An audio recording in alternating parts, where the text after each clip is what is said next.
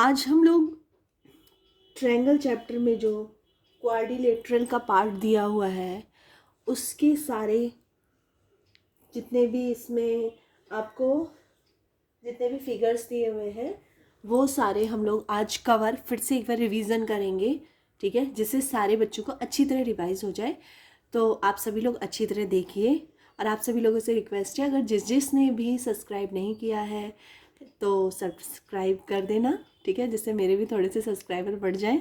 ठीक है, चलिए दिखाते हैं आप लोगों को क्या क्या करना है। ठीक है, पैरेललोग्राम की हम लोग बात करते हैं। तो देखिए, एक ये पैरेललोग्राम है जिसमें 4 साइड्स होती हैं, 4 साइड्स हैं, तो इसका मतलब ये ये एक क्वाड्रिलेटरल है। ठीक है, क्वाड्रिलेटरल का पार्ट है और ये पैरेललोग्राम है। और इसमें देखिए ये साइड, इस साइड, ये देखिए थोड़ा सा टेढ़ा बना हुआ है ना, आप लोग देख रहे हैं ना इसको, ये थोड़ा सा टेढ़ा बना हुआ है, दिख रहा है ना, हल्का सा इसको दबाया हुआ है। ये रेक्टेंगल की शेप में ही है, बस ये थोड़ा सा टेढ़ा हो गया है। तो जब कोई चीज़ थोड़ी सी टेढ़ी है तो इसको बोलेंगे रेक्टेंगल। अगर थोड़ा सा टेढ़ा हो जाए, टेढ़ा मतलब थोड़ा सा दबा दिया जाए, पिचका दिया जाए यहाँ से, जैसे इसको हल्का सा दबा दिया हमने तो ये थोड़ा सा यहाँ से निकल गया है ना, इस तरह से यहाँ से निकल गया है, तो इसलिए इसे बोलेंगे पैरेललोग्राम। अब इसमें क्या कंडीशंस होती हैं कि आमने सामने, जैसे सामने अपोजिट साइड्स जो होती हैं वो क्या होती हैं, इक्वल होती हैं। जैसे ये और ये दोनों एक दूसरे के सामने है ना, तो ये दोनों साइड्स क्या होंगी, सबसे पहले तो ये पैरेलल हैं क्योंकि दोनों दोनों बिल्कुल एक सीध में जा रही हैं। देखिए दोनों की जो रनिंग कंडीशन है एक सीध में जा रही हैं दोनों की दोनों, तो इनको क्या बोलेंगे हम लोग, पैरेलल लाइंस। तो हम लोग सबसे पहले क्या बोलेंगे इनको, ए बी जो है वो पैरेलल है किसके, सी डी के। इस तरह से लिखेंगे। स्केच ले लेती हूँ, चल नहीं रहा क्योंकि ये अच्छी तरह, हाँ ये ठीक है, हमने स्केच ले लिया और यहाँ लिख दिया ए बी पैरेलल है सी डी के। ठीक है, अब हम देखेंगे ये वाली लाइन भी दोनों बिल्कुल एक जैसी जा रही है, मतलब अगर ये थोड़ी सी टेढ़ी जा रही है तो ये भी उसी तरह बिल्कुल सेम पोजीशन में, सेम डायरेक्शन में जा रही है। डायरेक्शन चेंज नहीं होनी चाहिए। अगर आप दोनों की दो लाइंस की डायरेक्शन बिल्कुल सेम है, एक ही दिशा में जा रही हैं, एक ही डायरेक्शन में जा रही हैं, तो वो दोनों लाइंस क्या कहलाती हैं, पैरेलल लाइंस। ठीक है, तो सबसे पहले तो ये लाइन इस लाइन के पैरेलल है, तो हम यहाँ पे लिख देते हैं कोमा लगा के कि ए डी जो है वो पैरेलल है किसके, बी सी के, बी सी के। ठीक है, ये हो गया। अब ये एक कहा जाए तो ये एक रेक्टेंगल का ही पार्ट है। ठीक है, ये एक रेक्टेंगल का भी ही पार्ट है और रेक्टेंगल में हमें छोटे से, जब हम छोटे थे तब से ही पढ़ाया गया है कि रेक्टेंगल का मतलब ही होता है वो आमने सामने की ऊपर नीचे की दो साइड्स इक्वल और ये वाली दो साइड्स इक्वल बताया गया है ना। तो इसमें भी सेम टू सेम होगा, ये साइड इस साइड के बराबर होगी और ये वाली साइड इस साइड के बराबर होगी। ठीक है, तो हम लिख देंगे A B is equals to C D, है ना, और A D is equals to B C. इस तरह से हम लोग लिख देंगे। लिख दिया आप लोगों ने। अब इसमें एक और कंडीशन है कि ये वाला एंगल इस एंगल के बराबर है। ठीक है, ये वाला एंगल इस एंगल के बराबर है, मतलब अपोजिट एंगल्स आर इक्वल। ठीक है, ये एंगल इसके बराबर है और ये वाला एंगल इस एंगल के बराबर है। मैं इसमें इस तरह से दिखा देती हूँ आप लोगों को, ये वाला एंगल इस एंगल के बराबर है। तो ये चीज़ें आप लोगों को छोटी छोटी सी चीज़ें हैं जो आपको याद रखनी है। तो हम लिख देंगे कि angle opposite angle are equal, ऐसे भी लिख सकते हो कि angle D is equals to angle B. ठीक है, और यहाँ लिख दोगे angle A is equals to angle C. इस तरह से आप नाम चाहें तो आप पूरा प्रॉपर नाम भी लिख सकते हैं कि इसका नाम क्या होगा, इसका नाम होगा डी ए बी, इसका नाम क्या होगा बी सी डी, है ना। तो आपको नेम आने चाहिए लिखने। अभी मैंने ऐसे लिख के बता दिया, आपको प्रॉपर्टीज़ बता रही हूँ मैं। अब नेक्स्ट है इसकी डायगोनल की बारी। तो अब डायगोनल पहले हम लोग डाल के दिखा देते हैं आप लोगों को कि डायगोनल कैसे, इनको देखो ये क्या कहलाया, इसे बोलते हैं डायगोनल। ठीक है, एक डायगोनल डाल दिया, अब हम दूसरा डायगोनल डाल देते हैं। ये देखिए दूसरा भी हमने डाल दिया, डायगोनल डाल दिया। अब ये बाइसेक्ट कर रहा है, बाइसेक्ट का मतलब काट रहा है, तो इसको बोलते हैं हम बाइसेक्ट। और किस पे काट रहा है, कौन से पॉइंट पे काट रहा है, ओ पर काट रहा है ना। तो बाइसेक्ट कर रहा है ये एक लाइन को, मतलब ये अगर बीडी लाइन है तो बीडी लाइन को बाइसेक्ट कौन कर रहा है, AC, है ना। या फिर AC लाइन को बाइसेक्ट कौन कर रहा है, BD बाइसेक्ट कर रहा है ना। तो हम क्या करेंगे, और ये जो बाइसेक्ट हो रहा है, जो ये बाइसेक्ट हो रहा है, ये क्या है, इसमें बराबर पार्ट्स में डिवाइड हो रहा है। अगर ये BD एक कोई लाइन है और अगर ये कट हो रही है तो बराबर पार्ट में कट हो रही है, तो हम इसको बोल सकते हैं कि BO इजिकल्स टू OD, ऐसे बोल सकते हैं। मतलब ये वाली लाइन इस लाइन के बराबर है, और ये वाला जो बाइसेक्ट कट हुआ है, कट मतलब बाइसेक्ट जो कट हुआ है, ये इसके बराबर है, ये इसके बराबर। मतलब अगर दोनों कटे भी हैं, टूटे भी हैं, दो पार्ट्स में डिवाइड हुए हैं, तो वो इक्वली डिवाइड हुए। ये नहीं है कि एक छोटा है एक बड़ा है, ऐसा नहीं है, दोनों इक्वल ही डिवाइड हुए। इसी तरह हम इसको लिख लेंगे कि AO इजिकल्स टू OC। ठीक है, अब इसमें आपको एक और चीज़ जानने की ज़रूरत है कि अगर सपोज, और ये वाला एंगल, ये एंगल प्लस ये एंगल इजिकल्स टू, अगर एक ही लाइन पे, सपोज ये एक लाइन है, एक स्ट्रेट लाइन है ना, एक स्ट्रेट लाइन पे ये भी एंगल बना हुआ है, एक स्ट्रेट लाइन पे ये भी एंगल बना हुआ है, तो ये दोनों एंगल को अगर हम प्लस करते हैं तो क्या आएगा, 180 डिग्री। प्लस करने पर 180 डिग्री आएगा। लेकिन अभी मैंने लास्ट वीडियो में आपको बताया था, जब मैंने लास्ट वीडियो बनाई थी तो उसमें मैंने आपको बताया था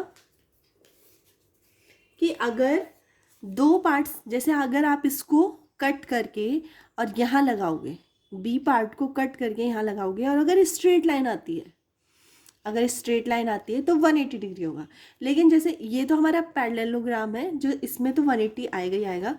बस एक ट्रेपेजियम है, या फिर एक ट्रेपेजियम ही ऐसा है जिसमें 180 नहीं आ रहा है।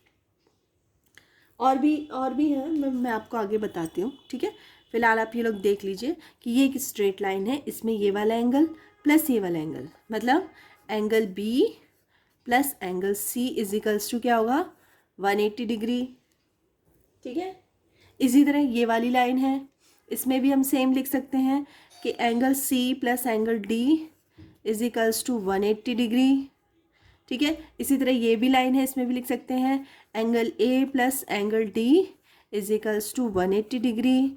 इसी तरह से ये भी लिख सकते हैं कि angle A plus angle B equals to 180 degree. ठीक है, तो इस तरह से आप लोग कवर अप कर सकते हैं। ये देख लीजिए, तो इससे क्या होगा कि अगर आपको एंगल B दिया हुआ है, ठीक है, और आपको C निकालना है, तो आप क्या करेंगे, एंगल B रख देंगे, C की वैल्यू निकल जाएगी, इजिकल्स टू 180 कर देंगे। अब ये करने के लिए आपको पैरेललोग्राम का वीडियो देखना पड़ेगा। लास्ट वीडियो जो मैंने बनाया था उसको आप क्लियरली देख लेंगे तो आपको अच्छे से समझ में आ जाएगा। चलिए, अब हम बता रहे हैं रेक्टेंगल। रेक्टेंगल बता दें आप लोगों को। रेक्टेंगल की देख लीजिए, इसमें क्या होता है, देखिए इसमें रेक्टेंगल में क्या होता है, आमने सामने की लाइंस इक्वल होती हैं, अपोजिट साइड्स आर इक्वल। मतलब अगर ये 4 सेंटीमीटर की है तो ये भी 4 होगी, अगर ये 3 सेंटीमीटर के है तो ये भी 3 सेंटीमीटर होगी। मतलब आमने सामने की अपोजिट लाइंस आर इक्वल। और ये लोग बिल्कुल आमने सामने देख लें, एक ही लाइन में चल रहे हैं, एक ही डायरेक्शन में जा रही है, ये वाली लाइन और ये वाली लाइन सेम डायरेक्शन में जा रही है, ये वाली लाइन भी सेम डायरेक्शन में जा रही है। तो इससे क्या पता चलता है, ये लाइंस पैरेलल भी हैं। तो रेक्टेंगल का हम लोग स्टार्ट करते हैं। तो इसमें क्या बताया मैंने कि ये दोनों लाइंस क्या है, पैरेलल है। क्यों है पैरेलल, क्योंकि ये एक ही डायरेक्शन में जा रही है, दोनों की दोनों। दिख रहा है ना आप लोगों को। तो हम लोग लिख लेंगे AB पैरेलल है किसके, DC या CD कुछ भी लिख सकते हैं, आपको जो सही लगे। ठीक है, अब दूसरा है इसमें कि ये लाइन इस लाइन के पैरेलल है, तो BC पैरेलल है किसके, AD के। ठीक है, सबसे पहला तो ये हो गया, हमें पता चल गया। नेक्स्ट क्या देखिए, नेक्स्ट क्या है कि ये लाइन इस लाइन के बराबर है। देखिए पैरेलल और बराबर में बहुत डिफरेंस होता है, इस डिफरेंस को समझ लीजिए कि पैरेलल का मतलब फिर से मैं बता देती हूँ, फिर से बार बार बता रही हूँ कि ये देखिए एक छोटी लाइन है और एक ये बड़ी लाइन है। अब ये दोनों लाइन एक ही डायरेक्शन में जा रही हैं, है ना, एक ही डायरेक्शन में जा रही हैं, तो इसलिए हम बोलते हैं इनको पैरेलल लाइन। लेकिन अगर ये दो लाइन है, सपोज एक मैंने ऐसे कर दी और एक ऐसे कर दी, ठीक है, अब अगर दोनों की लेंथ इक्वल है, ये भी 4 सेंटीमीटर है, ये भी 4 सेंटीमीटर है, तो हम बोलेंगे ये दोनों आपस में बराबर हैं, क्योंकि लेंथ दोनों की बराबर है। लेकिन ये दोनों बराबर कहलाएंगे और ये दोनों पैरेलल कहलाएंगे। अगर दोनों की लेंथ इक्वल है तो इज इक्वल्स टू, अगर दोनों पैरेलल है तो ये वाला साइन लगेगा कि पैरेलल है, ठीक है। लेकिन यहाँ पे रेक्टेंगल में क्या है, ये दोनों लाइंस इक्वल भी हैं, पैरेलल तो है ही, साथ के साथ साथ इक्वल भी हैं, तो हम क्या लिखेंगे, A B is equals to C D. और इसी तरह ये लिखेंगे हम लोग, क्या लिखेंगे, B C is equals to A D, ठीक है। इस तरह से हो गया आप लोगों को। अब इसमें हम डायगनल्स, अब हाँ, डायगनल से पहले मैं आप लोगों को बता देती हूँ कि रेक्टेंगल की क्या है, लाइंस आप देख रहे हैं बिल्कुल सीधी सीधी लाइंस है, बिल्कुल भी टेढ़ी नहीं है, पैरेललोग्राम की तरह टेढ़ी नहीं है, बिल्कुल सीधी सीधी है। तो ये वाला एंगल कितने डिग्री का होगा, 90 डिग्री, ये भी 90 डिग्री, ये भी 90 डिग्री और ये भी 90 डिग्री।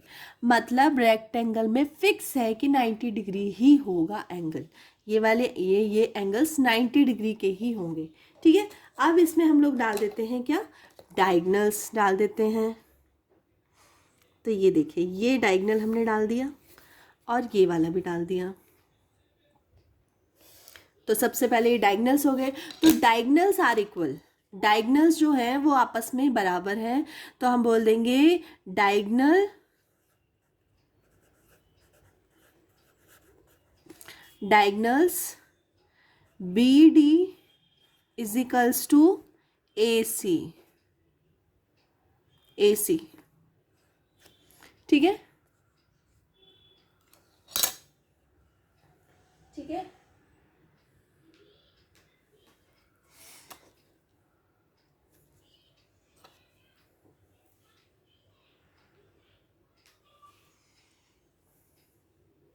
डायगनल, स्पेलिंग मिस्टेक हो गई है, इसको मैं सही से लिख देती हूँ एक बार, DIAGONALS,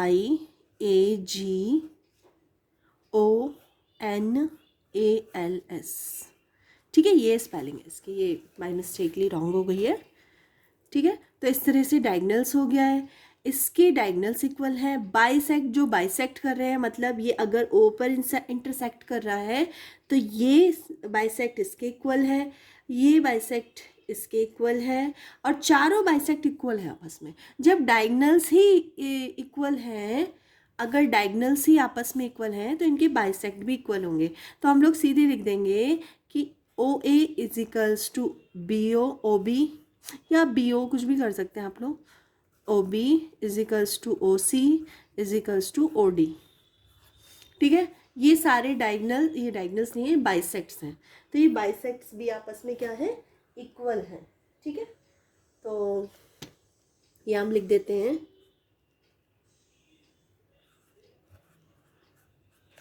बाइसेक्ट्स, एस भी लगा देते हैं, बाइसेक्ट्स, तो ये सारे इक्वल हो गए, ठीक है। तो ये प्रॉपर्टी किसकी है, ये प्रॉपर्टी है रेक्टेंगल की, ठीक है। तो ठीक है, हम लोग अब आगे बढ़ते हैं और नेक्स्ट क्वेश्चन करते हैं। स्क्वायर, ठीक है, स्क्वायर सबसे इजीएस्ट, मैं बोलूँगी इजीएस्ट फिगर है जिसको डिफाइन करना बहुत ज़्यादा इजी है, क्योंकि स्क्वायर्स की सबसे पहले सारी 4 साइड्स जो होती हैं, 4 साइड्स होती हैं, 4 साइड्स इक्वल होती हैं, ये साइड, ये साइड, ये साइड, चारों साइड्स इक्वल होती हैं। इक्वल मीन्स अगर ये 4 सेंटीमीटर तो ये भी 4 सेंटीमीटर, ये भी 4 सेंटीमीटर और ये भी 4 सेंटीमीटर, आप सभी को पता होगा, है ना। और ये सारे आपस में ये इसके पैरेलल हैं, पैरेलल भी हैं, पैरेलल भी हैं और इक्वल भी हैं।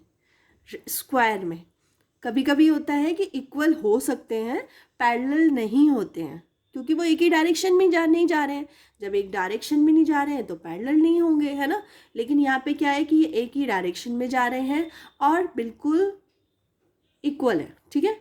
तो ये आपस में इक्वल होंगे, तो हम लोग बोल देंगे कि A B is equals to B C is equals to C D is equals to A D, ठीक है। ऐसे कर देंगे हम लोग। अब हम लेंगे पैरेलल्स ले लेंगे, तो आमने सामने की लाइंस पैरेलल है कि नहीं है, तो हम लोग ये देख लेते हैं। तो हम देखते हैं कि ए बी जो है वो पैरेलल है किसके, सी डी के, ठीक है। और ए डी जो है, ये मतलब ये वाली लाइन जो है ये इस लाइन के पैरेलल है, तो ए डी जो है वो पैरेलल है बी सी के, ठीक है। तो पैरेलल भी है और इक्वल भी है। अब हम इनमें डायगोनल्स डाल देते हैं। और हाँ, जैसे हमने रेक्टेंगल में भी पढ़ा था, सेम टू सेम इसमें भी ये 90 डिग्री का है, ये भी 90 का है, ये भी 90 और ये भी 90। इसमें सारे 90 डिग्री के एंगल्स हैं, तो angles, all angles A B C D all angles are 90 degree, ठीक है। अब हम इसमें डायगोनल्स डाल देते हैं, ठीक है। तो डायगोनल्स भी इसमें इक्वल होंगे, ये देखें डायगोनल्स भी इक्वल है, ठीक है। तो इसमें डायगोनल्स भी इक्वल है, डायगोनल्स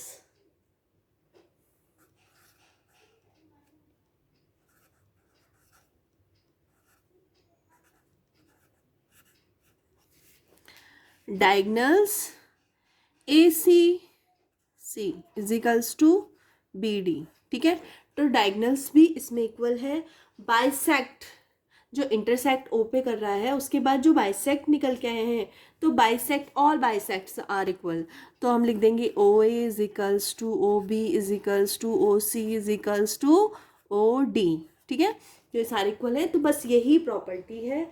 और क्वेश्चन अगर पूछा जाता है तो इसी के थ्रू पूछा जाता है कि ये 90 डिग्री है, इसका हाफ हुआ तो 45 डिग्री हो गया, मतलब इसमें ऑलमोस्ट सब 90 डिग्री ही है। जैसे ये बाइसेक्ट भी कर रहा है, मैंने आपको एक चीज़ बताई थी कि अगर इस तरह से एक लाइन दे रखी है, ऐसे लाइन दे रखी है, और इस पर अगर एक परपेंडिकुलर, इसे परपेंडिकुलर बोलते हैं ना, जैसे कोई लाइन, जैसे मैं यहाँ बता देती हूँ आप लोगों को, जैसे सपोज कोई लाइन इस तरह से डली हुई है और उस पर इस तरह से एक कोई पिलर डल जाए, तो ये जो पिलर है वो 90 डिग्री का एंगल बनाता है, ठीक है। कितने डिग्री का एंगल बनेगा, 90 डिग्री का। तो ये ही चीज़, ये जो चीज़ है, ये हम क्या करेंगे, फिगर्स में भी अप्लाई करेंगे। हम इस तरह से कर लेंगे, ये एक स्ट्रेट लाइन है, स्ट्रेट लाइन के ऊपर एक ये पिलर डला हुआ है, तो ये 90 डिग्री का एंगल बनाएगा, ये 90 का हो गया, ये भी 90 का। इसी तरह ये स्ट्रेट लाइन है, यहाँ पे, यहाँ आप छुपा लीजिए इस तरह से, ठीक है। ये एक ठीक है, तो इस तरह से यहाँ पे 90 डिग्री का एंगल्स बनते हैं, इस तरह से आप लोग यहाँ भी बना सकते हैं। तो ये 90 डिग्री के एंगल बनते हैं। तो आपको ये शेप ध्यान रखनी है, किसी भी फिगर में इस टाइप से एक स्ट्रेट लाइन हो और उस पर अगर कोई इस तरह से पिलर डला हो या कोई लाइन डली हो, तो वहाँ पे हम लोग 90 डिग्री एंगल मान के चलते हैं, ठीक है। तो ये सारी प्रॉपर्टीज़ किसकी हैं, ये है स्क्वायर की। सब कुछ इक्वल होता है, सब कुछ इक्वल होता है, ठीक है। चलिए अब हम आते हैं रोम्बस पे। रोम्बस क्या होता है, इसमें सबसे पहले हम लोग नाम लिख देते हैं, same to same, A B C D. Rhombus जो होता है वो बिल्कुल इजिकल्स टू, मतलब स्क्वायर का ही पार्ट होता है, स्क्वायर ही होता है, बस स्क्वायर को थोड़ा सा दबा दिया गया है, स्क्वायर को थोड़ा सा दबा दिया गया है, ठीक है। तो ये रोम्बस बन जाता है। अब रोम्बस की क्या क्या प्रॉपर्टीज़ होती हैं, सबसे पहले स्क्वायर की तरह है, तो इसकी सारी लाइंस क्या होती हैं, आपस में इज इक्वल होती हैं, सारी लाइंस इक्वल होती हैं, क्योंकि थोड़ा सा दबाया गया है, तो लाइंस जो इसकी लेंथ है वो तो चेंज नहीं होगी ना, तो इसकी सारी लाइंस जो हैं वो इक्वल हैं, ठीक है। और क्या क्या होता है रोम्बस में,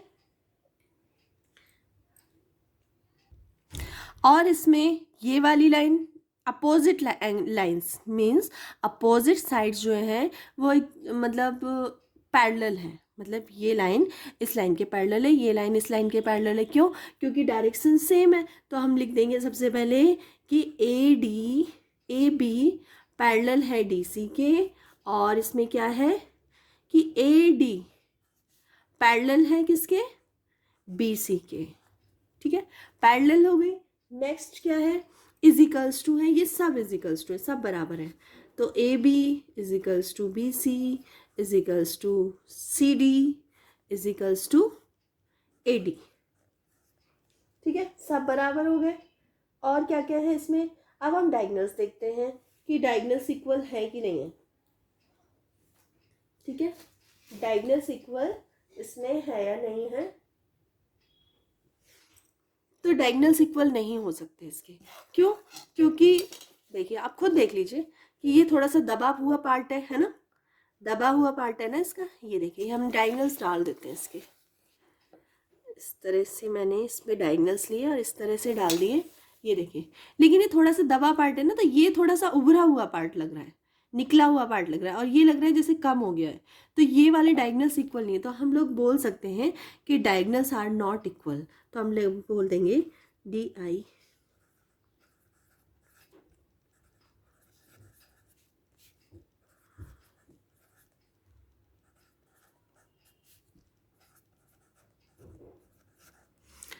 डायगनल्स इक्वल नहीं है, लेकिन जो देखिए O पे इंटरसेक्ट करेगा, है ना, तो ये जो बाइसेक्ट्स हैं ये इक्वल होंगे। जो बाइसेक्ट्स हैं वो आपस में इक्वल होंगे, मतलब ये इसके बराबर, ये इसके बराबर, मतलब इज इक्वल पार्ट्स में डिवाइड हो रहे हैं। ठीक है, तो हम बोल देंगे बाइसेक्ट्स आर इक्वल। तो हम लोग क्या बोलेंगे, AO is equals to OC। इसी तरह से क्या हो जाएगा, BO is equals to OD। तो डायगनल्स बाइसेक्ट इक्वल है। ठीक है, अब यहाँ पे देखिए 90 डिग्री का एंगल बनता है, जैसे मैंने आपको बताया था ना, इस तरह से जैसे ये बताया था। तो यहाँ भी अप्लाई हो सकता है। ये एक स्ट्रेट लाइन है, इस पर एक पिलर डला हुआ है, तो ये 90 डिग्री का होगा, ये भी 90 डिग्री का होगा, ये भी 90, ये भी 90। तो ये 90 डिग्री के हो जाते हैं। ठीक है, तो ये चीज़ हमेशा आप ध्यान रखना, ये 90 डिग्री वाला पोर्शन कभी मत छोड़ना। कई बार आप लोग जब क्वेश्चन करेंगे तो ये चीज़ आपको बहुत हेल्प करेगी। अगर आपको समझ में नहीं आ रहा है तो आप किसी अपने बड़े भाई बहन किसी को भी एक बार पूछ सकते हैं, क्योंकि कई बच्चे कंफ्यूज हो जाते हैं कि आखिर क्या बता रहे हैं। ठीक है, तो आप लोग अपने मम्मी पापा किसी को भी पास में बिठा के पूछ सकते हैं कि मम्मी आप देख लीजिए और फिर मुझे भी समझा दीजिए। क्योंकि कई बार होते हैं छोटे बच्चे होते हैं 6 क्लास के, 5th क्लास के, 7th क्लास के, उनको नहीं आता है समझ में। ठीक है, तो आप लोग ऐसे कर सकते हैं। चलिए, तो आगे चलते हैं। इसमें हमने बाइसेक्ट्स जो है हमारे इक्वल हैं। अब आती है एंगल्स की बारी। देखिए, अभी हमने रेक्टेंगल स्क्वायर में देखा था कि 90 डिग्री के एंगल्स हैं, लेकिन जो रोम्बस है इसमें 90 डिग्री का एंगल नहीं होता है, लेकिन इसमें अपोजिट एंगल्स इक्वल होते हैं। मतलब ये वाला एंगल इस एंगल के इक्वल होता है ना, और ये वाला एंगल जो होता है वो इस एंगल के इक्वल होता है, ये वाला एंगल इस एंगल के इक्वल होता है। ठीक है, तो एंगल्स आर इक्वल। तो हम लोग यहाँ पे शॉर्टकट में लिख देते हैं कि angle A is equals to angle C और angle B is equals to angle D। ठीक है, तो हम लोग यहाँ क्या लिखेंगे, अपोजिट एंगल्स आर इक्वल। तो आप लोगों को बस समझाने के लिए मैं बता रही हूँ कि अपोजिट एंगल्स आर इक्वल, बस इसमें इतना ही दे रखा है कि अगर सपोज कभी, और हाँ एक और चीज़ आप लोग कर सकते हैं इसमें कि ये जो स्ट्रेट लाइन है ये एक स्ट्रेट लाइन है, तो इसको प्लस करके आप लोग इसके वो निकाल सकते हो, क्या कहते हैं इसके, प्लस कर सके इसके वो निकाल सकते हो, एक्स्ट्रा एंगल निकाल सकते हो। जैसे angle B plus angle C is equals to 180 degree, है ना, तो इसको आप ऐसे भी लिख सकते हो, angle B plus angle C is equals to 180 degree. ठीक है, और अपोजिट एंगल्स आर इक्वल। ठीक है, तो इस तरह से कर सकते हो, जैसे मैं करके दिखा देती हूँ, angle B plus angle C, जैसे इसको कट करके इधर लगाएंगे तो लग जाएगा ना इजीली, हाँ 180। तो इस तरह से आप, अगर ये वाला एंगल दिया है तो आप ये निकाल सकते हो, ये दिया है तो ये निकाल सकते हो, इसी तरह इसमें कर सकते हो। वैसे इसमें चारों पैरेलल हैं, ये इसके पैरेलल में, इसके पैरेलल में हो जाएगा, कोई दिक्कत नहीं है। ठीक है, तो इस तरह से ये है। अब हम बताते हैं ट्रेपेजियम और काइट का। ट्रेपेजियम में क्या होता है कि ये लाइन इस लाइन के पैरेलल होती है क्योंकि सेम डायरेक्शन में जा रही है। ठीक है, आपको ट्रेपेजियम कभी कभी टेढ़ा मेढ़ा भी दिया जा सकता है, वो आपको खुद आइडेंटिफाई करना पड़ेगा कि आपको किस तरह से कौन सी लाइन जो है वो पैरेलल है। जैसे कि ये देख लीजिए, ये आपकी बुक में दिया हुआ है, ये टेढ़े मेढ़े दे रखे ना, कोई ऐसे, तो कहीं पे तो ये वाली लाइंस पैरेलल है।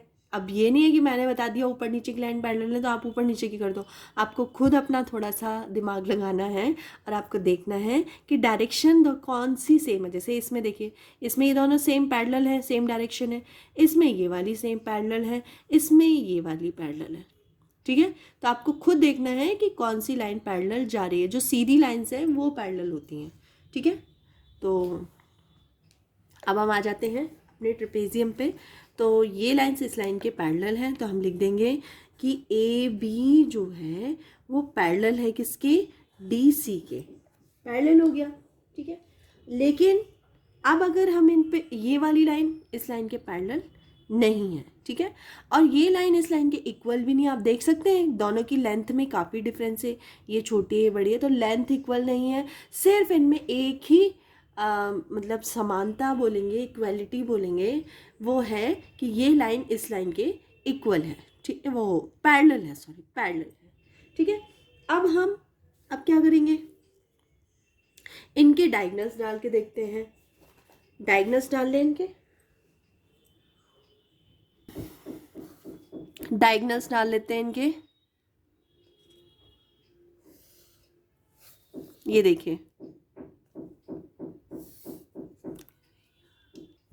इनके डायगोनल्स जो हैं वो इक्वल नहीं होते हैं। आप देख ही सकते हैं, जब कोई लाइन ही इक्वल नहीं है तो डायगोनल्स कैसे इक्वल होंगे, तो डायगोनल्स भी इक्वल नहीं होते हैं, ठीक है।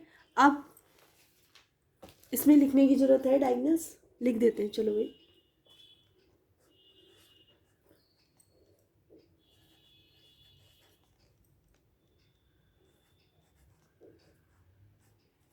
Diagonals are not equal.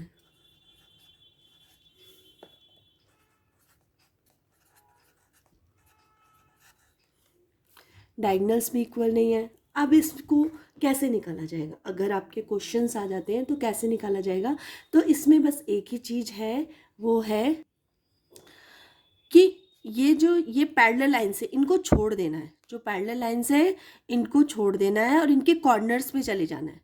Parallel line के कॉर्नर्स पे चले जाना है, इस कॉर्नर का और इस कॉर्नर का, इन दोनों एंगल्स का जब हम प्लस करेंगे तो क्या आएगा, 180 आएगा। तो हम लिख देंगे angle B plus angle C is equals to 180, ठीक है। इसी तरह ये वाला करेंगे, ये दोनों एंगल्स ये होंगे angle A plus angle D is equals to 180, ठीक है। तो इस तरह से आप लोग कर सकते हैं। और जो पैरेलल लाइंस है ये वाले इक्वल नहीं होंगे। आप सोचो कि ये a plus B is equals to 180 तो नहीं होगा, ठीक है, तो नहीं होगा, ठीक है। तो बस ये चीज़ आपको थोड़ी सी याद रखनी है कि ये इसके बराबर, मैंने ये जो ट्रेपेजियम वाला पढ़ाया है अभी लास्ट वीडियो में आप लोग देख सकते हैं, तो उसमें मैंने प्रैक्टिकली करके बताया है कि क्यों इक्वल नहीं हो सकते, क्योंकि स्ट्रेट लाइन होना चाहिए। जब हम इसको इसके ऊपर रखेंगे, कट करके इसके ऊपर रखेंगे तो एक स्ट्रेट लाइन बनती है, इसको इसके ऊपर रखेंगे स्ट्रेट लाइन बनेगी। लेकिन अगर इसको इसके ऊपर रखेंगे तो एक स्ट्रेट लाइन नहीं बन रही है। आप लोग लास्ट वीडियो देख लेना ट्रेपेजियम वाली, तो उसमें आप लोगों को क्लियरिटी पता चल जाएगी कि क्यों ये दोनों प्लस करने पर 180 आ रहा है और इन दोनों को प्लस नहीं करना है। अगर आप इन दोनों को प्लस करके 180 लिखेंगे तो वो सही नहीं होगा, वो गलत होगा, ठीक है। तो आप लोग इस तरह से, अब क्वेश्चन कैसे आएगा आपके पास कि अगर आपको ये वाला दे दिया है कि एंगल बी दे दिया, एंगल सी पूछा है, तो आप इस तरह से निकाल सकते हैं। अगर आपको एंगल ए दे दिया, एंगल डी पूछा है, तो आप इस तरह से निकाल सकते हैं। तो बस ट्रेपेजियम में इतना सा ही है, कोई ज़्यादा बहुत बड़ा नहीं है, इतना सही है। चलिए अब बात करते हैं काइट की। काइट पे आ जाते हैं। इस तरह से एक काइट होती है, आप लोगों ने देखी है, ठीक है। इसकी ये वाली साइड इस साइड के इक्वल होती है, ठीक है, और ये वाली साइड जो होती है वो इस साइड के इक्वल होती है, ठीक है। और ये वाला एंगल इस एंगल के बराबर होता है, तो हम लोग यहाँ पे लिख देते हैं कि A B is equals to A D, ठीक है। और इसमें होता है B C is equals to D C, ठीक है। और इसमें जो डायगोनल्स हैं वो इजिकल्स टू बराबर तो नहीं है, लेकिन दोनों ये इंटरसेक्ट कर रहे हैं किस पे, 90 डिग्री बना रहे हैं। इंटरसेक्ट करके कैसे बना रहे हैं, 90 डिग्री। यहाँ पे 90 डिग्री का एंगल बन रहा है, तीनों जगह, चारों जगह, यहाँ यहाँ यहाँ यहाँ 90 डिग्री का एंगल बन रहा है, ठीक है। तो यही बस हमें देखना है इसमें। और काइट में देखिए कि आप अगर जब देखिए ट्रायंगल है, एक ट्रायंगल ये है ना, एक ट्रायंगल ये है, और भी बहुत सारे इसमें ट्रायंगल, लेकिन ये दो जो ट्रायंगल है, एक सेपरेट ट्रायंगल है ना, एक ये वाला ट्रायंगल एक सेपरेट मान के चलो आप, एक ये ट्रायंगल आप सेपरेट मान के चलो, तो इन दोनों को देखने पे आपको क्या पता चल रहा है? आपको पता चल रहा है कि ये लाइन इस लाइन के बराबर है, दोनों लाइन इक्वल है, ठीक है। तो ये कौन सा ट्रायंगल बन रहा है? ये बन रहा है आइसोसेलेस ट्रायंगल। आइसोसेलेस ट्रायंगल में क्या होता है? ये एंगल इस एंगल के इक्वल होता है। तो अगर आपको ये वाला एंगल दे देते हैं तो आप ये वाला एंगल इजीली निकाल लोगे, और अगर आपको ये वाला दे देते हैं तो आप ये भी निकाल लोगे और ये भी निकाल लोगे, है ना। तो आइसोसेलेस ट्रायंगल में जो प्रॉपर्टीज यूज हुई है ना, सेम टू सेम प्रॉपर्टीज इसमें यूज होंगी, सेम टू सेम, ठीक है। तो आप लोग ऐसे कर लेना। और क्या बोलूँ मैं आपको कि ये वाले जो एंगल है, ये दोनों अगर इनको डायगोनल से कट किया गया तो ये एंगल इससे, ये दोनों आपस में बीच में से कट हो रहे हैं तो इक्वल होंगे। अगर ये 21 होगा तो ये भी 21 होगा, अगर ये 31 होगा तो ये भी 31 होंगे। ये दोनों एंगल हाफ हाफ है अगर बाइसेक्ट हो रहे हैं, तो इक्वली बाइसेक्ट हो रहे हैं ये वाले एंगल्स, ठीक है। बाकी इस एंगल का नहीं है, इन दोनों का है। बाकी आप लोग आइसोसेलेस अगर लगाएंगे तो उससे जल्दी से जल्दी सॉल्व होगा। तो इसमें कौन सा लग जाएगा? आइसोसेलेस वाला आपका लग जाएगा इसमें। तो ये बस काइट बहुत सिंपल है, इसमें कुछ भी नहीं है काइट में, ठीक है। ये एंगल बस आपको याद रखना, हाँ मैं यहाँ लिखना भूल गई हूँ कि angle A B C is equals to angle A D C, ठीक है। ये प्रॉपर्टी है इसकी, तो बस और कुछ भी नहीं है इसमें। और ये भी अगर आप एक बार देखेंगे इसको घुमा के, इस तरह से घुमा के देखेंगे तो ये भी एक ट्रेपेजियम सा ही लग रहा है ना, कुछ कुछ ट्रेपेजियम जैसा ही लग रहा है। लेकिन चलिए आप ये वाली भी प्रॉपर्टी फॉलो कीजिए, और बस इसमें आइसोसेलेस वाला फार्मूला लगा के जब भी क्वेश्चन आए अगर काइट का, तो ये आइसोसेलेस वाला फार्मूला लगा के आप लोग इन ट्रायंगल्स को सेपरेटली निकाल सकते हैं, ठीक है। तो चलिए अब इस वीडियो में इतना ही, और देखते हैं इसकी एक्सरसाइज करवाते हैं आप लोगों को जल्दी से जल्दी, ठीक है। चलिए।